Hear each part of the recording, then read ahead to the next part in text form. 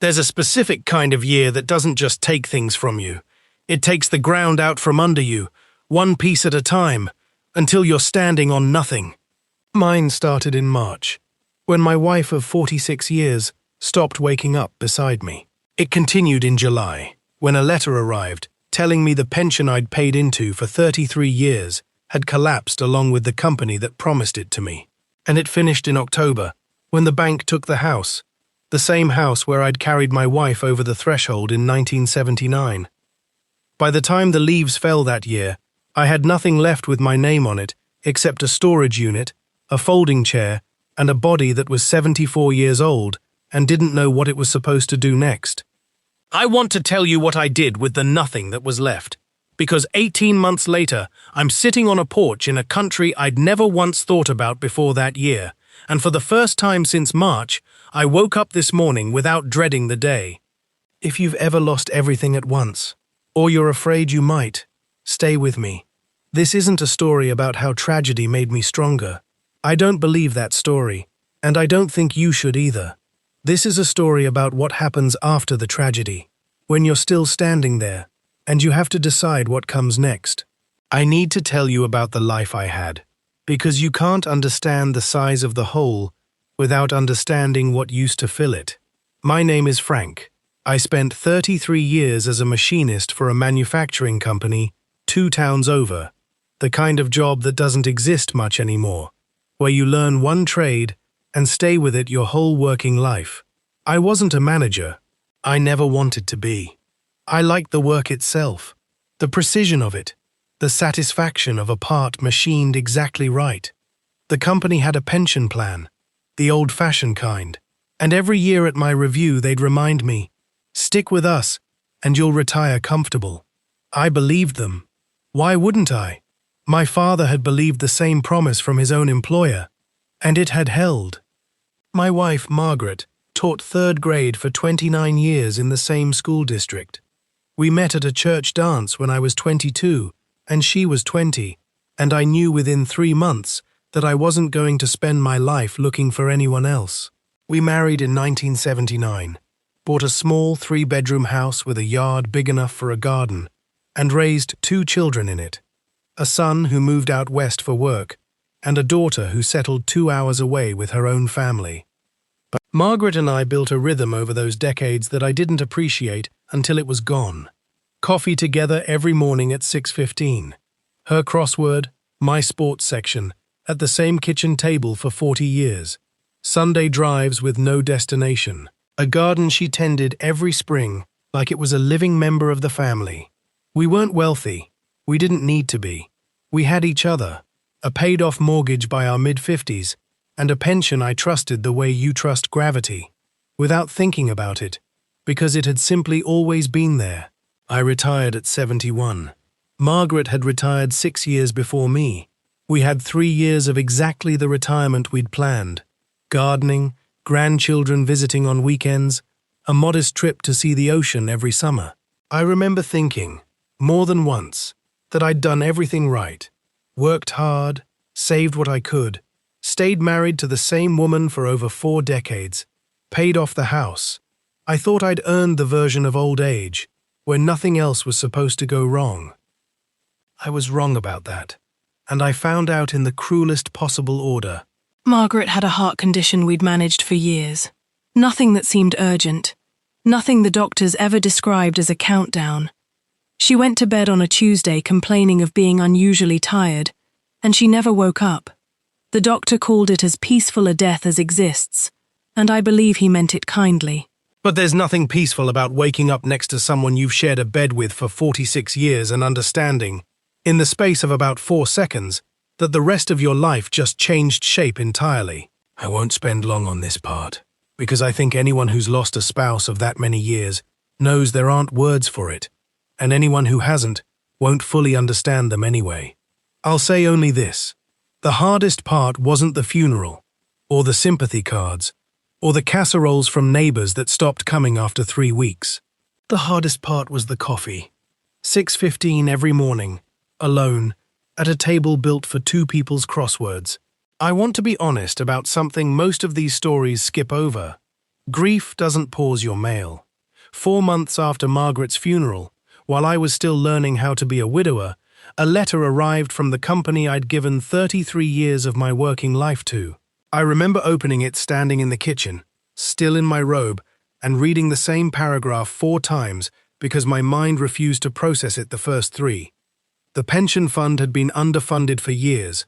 Mismanaged, the letter said, in language careful enough that no single person seemed responsible for it.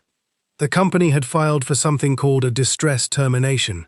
What that meant, in plain terms, was that the retirement income I'd built my entire financial future around, the promise I'd trusted the way you trust gravity, was being reduced to a fraction of what I'd been told to expect for over 3 decades. A federal insurance program would cover some of it. Not most of it. Some. I sat down at that kitchen table, alone, and did math I never thought I'd have to do at 74. The number I arrived at wasn't survivable, not with the house payment I still had left, not with the medical costs that come standard at my age. I remember feeling something strange in that moment, not just fear, but a kind of betrayal that went deeper than money. I had done everything I was told to do, worked hard, trusted the system, stayed loyal to one company for 33 years instead of chasing bigger paychecks elsewhere. And the system had, in the end, treated my loyalty as something it could quietly discount. The math I'd done in July caught up to me in October. I'd fallen behind on the mortgage during those 4 months of grief and confusion after Margaret died. I wasn't thinking clearly, and I'll admit that plainly. By the time I understood how far behind I'd fallen, the reduced pension income wasn't enough to catch up. The bank sent notices. I sent them back explanations, then apologies, then, eventually, nothing, because there was nothing left to say. I stood in the driveway on the day the house officially wasn't mine anymore, looking at the yard where Margaret's garden still bloomed, even though she wasn't there to tend it, and I felt something I can only describe as being erased. Not just poor, erased. The house where I'd carried my wife over the threshold 45 years earlier, the house where both my children had learned to walk, the house that held 40 years of a marriage I'd give anything to have back. It belonged to strangers now, over a debt that had accumulated during the worst 4 months of my life. I moved what I could into a storage unit. I kept Margaret's wedding ring, a box of photographs, and the crossword pencils she used to keep in a coffee mug by the stove. Everything else I either sold or left behind. By the time the leaves fell that year, I was 74 years old, recently widowed, and living, for a period I'm not proud of, out of a spare room in my daughter's house. The same daughter who now had her own mortgage, her own children, and her own life that hadn't budgeted for a father who'd lost everything in 7 months. I want to describe the bottom honestly, because I think too many of these stories rush past it to get to the redemption, and rushing past it does a disservice to anyone watching who's currently living in it. The bottom, for me, looked like sitting in my daughter's guest room at 2 in the morning with a box of photographs on my lap, unable to sleep and unable to cry anymore, because I'd apparently run out of whatever produces tears. It looked like doing arithmetic in my head that never came out right. Social Security, the reduced pension, minus rent I couldn't actually afford anywhere, minus medications, minus a number that kept landing somewhere in the negative no matter how I arranged it. It looked like a conversation with my daughter Karen that I'll never fully forget, not because she was cruel. She wasn't. Not once. Not for a single day. But because I could hear the exhaustion underneath her kindness. "Dad, we'll figure it out," she said, and I believed she meant it. But I also heard, underneath those words, the sound of a woman doing math of her own. Math involving her own mortgage, her own children's needs, and a father she loved but hadn't planned for. I want to say something plainly here, because I think it matters. Losing your spouse, your income, and your home in the same year doesn't just cost you those 3 things. It costs you your sense of yourself. For 74 years I had been a provider, a husband who took care of his wife, a father who took care of his children, a machinist who took care of precision parts that other people's safety depended on. And in the space of 7 months, I had become, in my own mind if nowhere else, A burden sitting in someone else's guest room, doing math that never worked. There was a night in November. I remember it specifically because it snowed early that year, when I sat on the edge of that guest bed and genuinely wondered what the point of continuing was. I'm not going to dramatize that thought or dwell on it longer than it deserves, but I won't pretend it didn't happen either, because I think honesty about that particular darkness is the only thing that makes what came after mean anything. What pulled me out of that specific night wasn't hope. It was smaller than hope. It was my granddaughter, 7 years old, knocking on the guest room door because she couldn't sleep either, climbing into the bed beside me, and falling asleep within 4 minutes without a single worry in the world. I sat there in the dark, with her breathing steady beside me, and I thought, whatever I do next, it has to be something. Not this. Not sitting still in someone else's spare room, waiting for the math to somehow fix itself. The spark, when it came, was almost embarrassingly small. Karen had set up an old laptop for me in the guest room, mostly, I think, so I'd have something to do besides sit and think. I wasn't looking for anything in particular. I was avoiding the ceiling, the same as most insomniacs do, scrolling without purpose through whatever the algorithm decided to show a 74-year-old widower at 1 in the morning. I landed on a video of a man close to my own age, sitting outside a small house, somewhere warm and green, talking with a kind of ease I hadn't felt in my own voice in months. He wasn't showing off wealth. He was showing off ordinary things. A market down the street, a neighbor who brought him fruit from her own tree, a modest apartment that cost less per month than what Karen's mortgage payment alone would have been. He mentioned, almost as an aside, that his social security check, the same reduced income that felt like defeat back home, went further there than his full pension ever had here.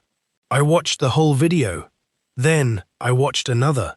Then, somewhere around 3 in the morning, I found myself doing something I hadn't done since July. I was calculating numbers that came out positive instead of negative, rent that a partial pension and reduced social security could actually cover, a cost of living low enough that surviving might actually mean something closer to living. I didn't decide anything that night. I want to be honest about that too. 74 years of caution doesn't dissolve because of one sleepless scroll through YouTube. But something had shifted. For the first time since March, I fell asleep without doing the negative arithmetic. I fell asleep doing different math entirely. And different math, it turns out, is its own kind of hope. Over the following weeks, I kept researching, quietly, in the guest room, the way you research something you're half afraid to say out loud, in case saying it makes the disappointment worse if it doesn't work out. I learned about a retirement visa, built for people exactly in my position. Over 50, modest fixed income, no employer sponsor required, no impossible bureaucratic maze. I learned that towns existed there, where an American's reduced pension and social security combined would cover rent, food, and modest comfort with room to spare. The exact opposite of the math that had been breaking me since July. But it was one specific detail that moved something in me beyond the numbers. An expat in one of those videos mentioned, almost in passing, that in the culture there, an elder living modestly wasn't seen as someone who'd failed at retirement. He was seen as someone with a lifetime of stories worth asking about. I sat with that sentence longer than I sat with any of the financial figures, because the thing I'd lost that no letter or foreclosure notice could ever put a number on was the sense that my life still meant something to the people around me. I told Karen before I told anyone else, mostly because she'd been the one carrying the weight of my presence in her guest room, and I owed her the truth before I owed it to anyone. I remember sitting her down at her own kitchen table, a strange echo of the last conversation I'd had with Margaret at ours, and telling her, plainly, that I was thinking about moving to the Philippines. I braced myself for worry, maybe even for her to talk me out of it, as some kind of grief-driven impulse. Instead, I watched something in her shoulders drop, a tension I hadn't fully registered until it left. "Dad," she said, "I've been so scared of asking you to leave. I didn't know how to say it without feeling like a monster." That conversation, more than anything else, told me I'd made the right decision before I'd even booked a flight. Because the truth neither of us had said out loud was this: my presence in that guest room, however loved I was, had become one more weight on a household already carrying its own. Over the following 2 months, I did something I hadn't done in years. I made a decision entirely my own, built from research instead of habit. I applied for the retirement visa. I sold what little remained in that storage unit, keeping only what fit in 2 suitcases. Margaret's wedding ring, the photographs, her crossword pencils, and my father's old machinist tools, which felt, somehow, like the right thing to carry into whatever came next. I chose a town, not one of the flashy resort areas from the more polished videos, but a smaller coastal community, with a real market, a Catholic parish, and a slower rhythm that reminded me, oddly, of the town Margaret and I had raised our children in decades earlier. I found a small furnished apartment for a fraction of what Karen's mortgage cost. The same number that had once represented my failure now represented, for the first time in months, something like relief. Telling my son, out west, was harder in a different way. He worried from a distance. The way people do when they can't see your face while you explain a decision that sounds, from the outside, like running away. I told him what I'm telling you now. I wasn't running from anything. Everything I was running from had already happened. I was running toward the first decision I'd made for myself since Margaret died. I won't pretend the first month was easy, because pretending would be its own kind of dishonesty, and I've had enough of things not being what they were promised to be. I landed exhausted, grieving, 74 years old, and entirely alone in a country where I understood almost none of the language on the signs around me. My small apartment on the 3rd night felt less like a fresh start and more like one more room I didn't belong in, 4,000 miles further from everyone who used to know my name. I sat on the edge of an unfamiliar bed with Margaret's photograph in my hands and wondered, not for the first time that year, whether I'd made another mistake to add to the list. I called Karen that night. I told her I thought I'd made the wrong decision. She told me something I still think about. Dad, you didn't lose a home in October. You lost it in July, when that letter came. The house was already gone in every way that mattered by the time the bank took it. Give this new place a chance to be something, because the old one already stopped being anything. So the next morning, against every instinct telling me to stay inside and wait out the loneliness, I forced myself out to the small market 3 streets from my apartment. A woman selling fruit, I'd later learn her name was Rosario, noticed me struggling to understand the price she'd told me, and instead of impatience, she simply smiled, switched to careful English, and asked where I was from and how long I'd been in town. It was a small interaction. It was also the first conversation in 8 months where nobody was managing me, worrying about me, or doing quiet math about what my presence cost them. Over that first month, small things accumulated the way they do when you're paying close enough attention to notice them. A neighbor named Efren, close to my own age, began waving each morning, then stopping to talk, then eventually inviting me to sit with him and a small group of retired men who gathered most afternoons near the church to talk about nothing in particular, the specific, unhurried nothing that men my age rarely get offered anymore. A woman at the parish, after Mass one Sunday, asked if I played chess, and within 2 weeks I had a standing Thursday game and, more importantly, 4 people who noticed if I didn't show up. I remember the exact morning it shifted from surviving to something closer to living. About 5 weeks in, I woke to the sound of roosters and the smell of Rosario's neighboring stall setting up for the day. And instead of the familiar dread that had greeted most of my mornings since March, I found myself looking forward to walking down for coffee, because Efren would be there, and the day had shape to it that had nothing to do with grief or arithmetic. I've been here for a while now, and I want to tell you honestly what actually changed, beyond simply having enough money to live on. The financial relief was real, and I won't understate it. The reduced pension and social security that had felt like proof of my own failure back home now cover my rent, my food, my modest needs, with enough left over that I've started, slowly, to save again. Something I hadn't believed possible since that letter arrived in July. That matters. Practical dignity matters more than people who haven't lost it tend to realize. But the deeper change was something the money alone couldn't have given me. I stopped being a math problem and started being a person again. Efren doesn't sit with me each afternoon because he's managing a difficult situation. Rosario doesn't ask about my week because it's an obligation. The men at the chess table notice my absence because my presence adds something to their Thursday, not because someone assigned them the task of checking on me. I want to be careful here, because I don't want to paint this as a fairy tale, and I don't want to suggest that grief simply evaporated the moment I crossed an ocean. It didn't. I still wake some mornings reaching for Margaret before I remember. I still keep her crossword pencils in a coffee mug by my stove, out of habit more than use. This isn't a story where loss gets erased. It's a story where loss got somewhere better to live alongside it. What I found, specifically, was a place where being 74 and having lost everything wasn't treated as the defining fact of who I was. Strangers call me Tate, a word for father, offered as easily as a greeting, and there's something in that word that I hadn't realized I'd been missing since my own children grew up and moved away. Younger neighbors ask about my life before this one, about Margaret, about my years as a machinist, with a genuine curiosity I hadn't experienced back home in years, where those stories had started to feel like inconveniences told at the wrong moment.